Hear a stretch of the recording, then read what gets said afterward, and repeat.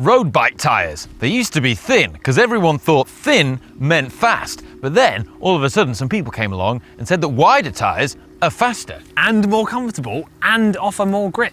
Yeah, but it's not as simple as that. There's a whole host of factors to consider. So we're going to investigate, and hopefully after this video, you'll know exactly which width tyres to go for.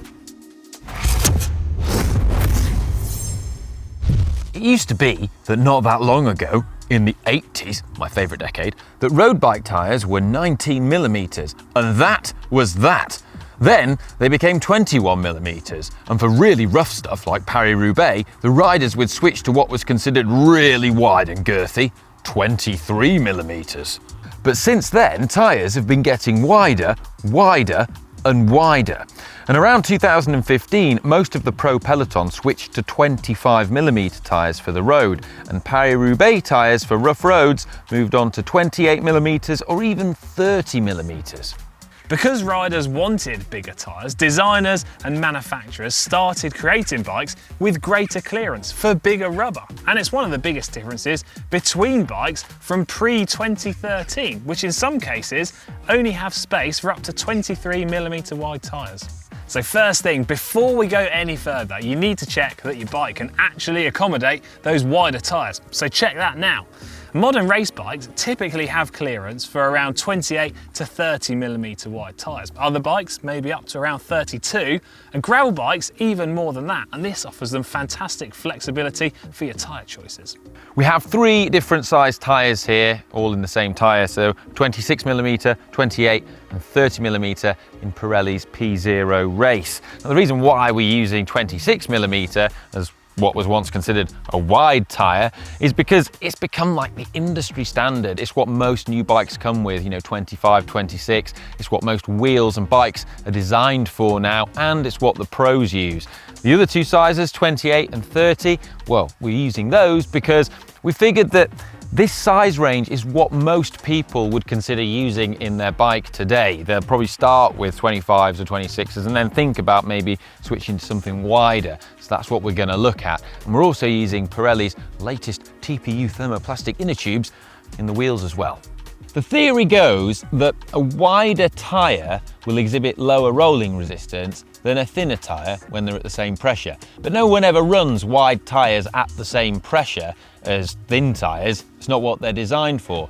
And Bicycle Rolling Resistance has investigated this and done extensive studies. And according to their results, a 23mm tyre at 100 psi is faster rolling than a 32mm tyre at 60 psi.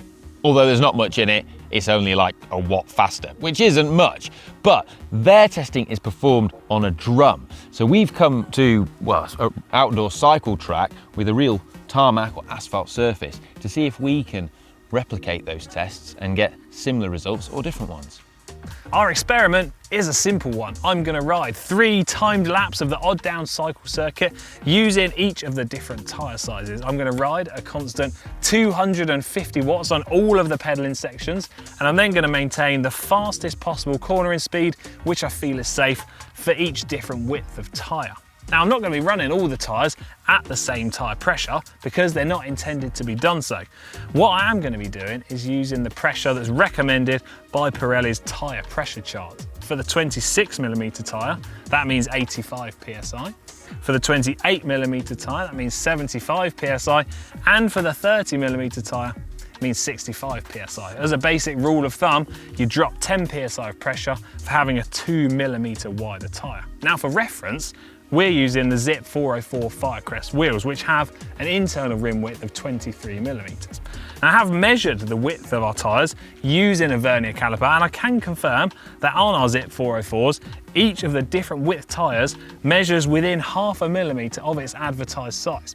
It is, of course, going to vary depending on the setup and the type of wheels you've got, but that gives us our baseline reading and where to start from. So the reason we're not using the same tyre pressure across the different widths of tyres is to ensure that when we load the tyre up with the weight of me, we get the same amount of drop or squash at the bottom of the tyre. So by adjusting the tyre pressure, it means we've got a fair test and each tyre is able to work at its optimum and perform as best as possible. Right, first test, 26mm tyres, so the narrowest ones we've got. These are at 85 PSI. Let's do it. 3, 2, 1.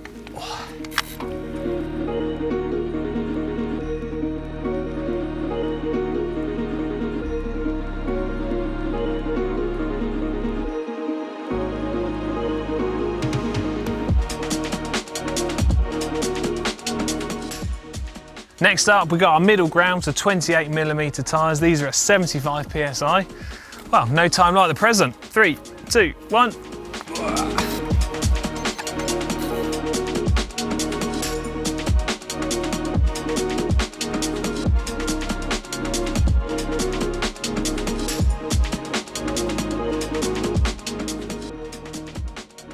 Final test, we've got our widest tyre, so 30mm, and that's at 65 PSI. Right, let's do it. 3, 2, 1, whoop.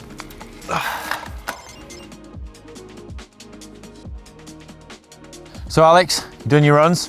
What are the results? Well, the results, it was actually a little bit of a turn of events. So in our experiment, what I've just conducted today, the 26mm tyres were the fastest. And then following that, we had the 30s, which were surprisingly 12 seconds slower in our experiment, which is not what I was expecting. I was expecting it to be a little bit closer than that. And then following on from that, we had the 28s, which were a couple of seconds slower again. So it went 26, 30, and then 28, which isn't really in line with quite what we'd expected, is it? What was the power you held? So I held 242 watts, and sort of each run was within a couple of watts of that. So I've been nice and comparable with that, but obviously we're outdoors today. We don't have perfectly controlled environment, but it was as good as you could expect for outdoors. Yeah, you would expect that 26 would be the fastest in these conditions, in terms of that's what previous people who've tested it have come to the conclusion of, and it's the reason why pros are racing on 25, 26mm tyres. That said though, the results are not without error, and it's likely that the difference is actually very marginal between the two. So, well, between the three. Yeah. So what was the perceived feeling when riding them? In terms of the perceived feeling, my favourites actually were the largest, 30mm. The big boys. Yeah, they're what I liked the best. I think with the fact you're able to run them at a slightly lower pressure, I know that is supposed to account for the volume, but they do feel like they offer that extra bit of comfort and grip maybe. I think it is hard to tell the difference, even with back-to-back runs, but I think my preference would be the wider tyre. Maybe if I was going for all-out speed, knowing that in our experiment the 26 is the fastest, then I'd consider that. But we already know 26mm are proven to be faster, and like you were saying about time trialists might want to consider that. Yes, so independent testing has come to the conclusion that tyre width is also speed dependent. So if you're going to be averaging over 20 miles an hour or 32 kilometers per hour for your ride, then at that point, a 25 or 26mm tyre becomes the optimal choice, because aerodynamics start to come into play as well as rolling resistance. However, if you're going to be averaging a lower average speed below that, then you start to actually benefit more from a wider tyre, and a wider tyre becomes faster, something like a 28 or a 30. So something else to consider is actually using a different width tyre on the front to the rear, because like you were just talking about, aerodynamics play a key part in the width of the choice of your tyre. Especially the faster you go. Yeah, so the faster you go, the width has a bigger impact on the aerodynamics. So if you want to reduce the aerodynamic impact of the width of your tyre, you want to use a narrower tyre on the front, and then you have the option of running a wider tyre on the back, because it impacts the aerodynamics less. Yeah, so if you're going to be doing time trials where average speeds are typically 40 kilometers an hour or over, then a 23mm tyre on the front becomes optimal, but you can still run a 25 or 26mm on the back, and it won't have an aerodynamic impact because it's kind of hidden behind the bike frame anyway. God, so many different things to consider, isn't there? But Alex, not everyone's bothered about going as fast as they can or breaking records, and if that's you, that's fine. And the best thing to do is to just go for the widest tyre possible, because that way you're going to have loads of comfort, loads of grip, and it's just going to feel really good. And if you want the lightest tyre possible because you're obsessed over weight, well then you need to choose the narrowest tyre possible. But in terms of performance, it's the rolling resistance and aerodynamics that have the biggest impact, because the difference between some tyres is what, only 20 grams or so?